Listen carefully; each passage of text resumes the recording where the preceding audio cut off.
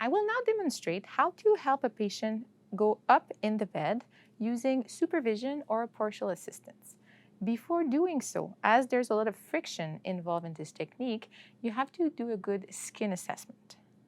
Now, for the first part, if you have access to a step stool, you can position the step stool resting on the footboard of the bed. So you can just put your feet perfect.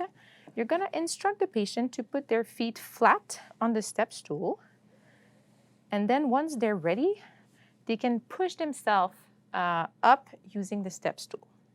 If you don't have access to a step stool, you're going to use partial assistance and ankle support. So to use ankle support, you're going to position yourself at the foot of the bed. You're going to grab onto the patient's ankle, and you're going to tell them to push into the mattress with their heel to push themselves up in the bed. While you perform the movement, make sure that your back is straight and that your elbows are slightly bent. So Ms. Gendron, when you're ready, I want you to push into the mattress with your heel, and you're going to push yourself up in the bed. Okay, so whenever you're ready.